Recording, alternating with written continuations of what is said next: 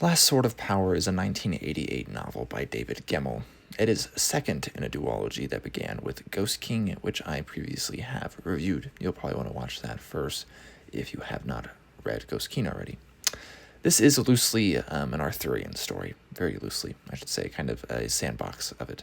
It became clear in the first book that our protagonist was Uther rather than Arthur, and not the most upright of guys. At the start, though, Kata and Revelation and Lord Abbot are in Africa discussing the Goths and their new leader, Wotan, one of the same, obviously, as Odin. Wotan plans to invade the home of the old gods, where magic is most powerful, Britannia. They consult the Grail and use magic to communicate with a blind young woman from afar. We learn Uther still rules in Britain, though it's been some years. The story proper begins with Grista, an old warrior training the boy Cormac. When Grista recalls losing his hand in battle, we see his memory of Prosimachus from the first book. He speaks of belonging to the land, as the Saxons, Angles, and Jutes have come to as they settled in Britain, like the Britons before, and about them. So, interesting idea that the Saxons belong in Britain. But who are Cormac's parents? A hound? A demon? That's what the rumors say, but I had an idea immediately on who they were.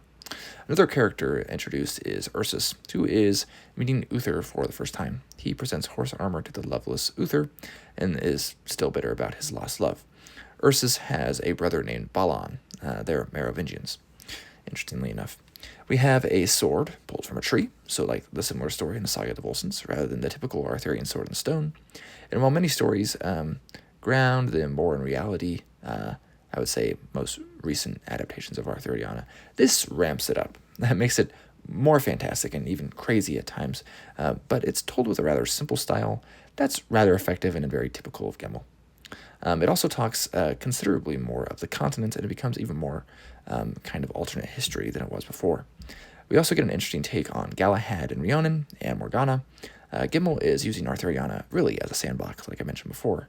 It doesn't much resemble the literary tradition or any historicity at all, but it definitely blends much of the two. I'm impressed with how few words Gemmell needs to convince me. Essentially, whether traveling great distances, fast-forwarding time, explaining characters, he seems to do it in a very pithy manner. The good, the bad, and the ugly of humans is also well on display in, again, a very brief manner.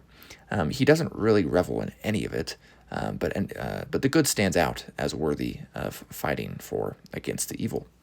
And while I didn't really enjoy this one as much as the first book, mostly because some things are rehashed and otherwise it feels even further from the Arthur story, and maybe a bit more chaotic, it also is a bit more sexual than I care for, though it never lingers on it. It is a good story, one of redemption, forgiveness, love, and a coming of age even. And I appreciate how brief Gemmell, again, makes it. This would be a much longer novel if it were a modern epic fantasy, for example, though I would say it is 80s heroic fantasy, so it makes sense that it's not too long. And it definitely doesn't need to be long. Olim from Lyceum.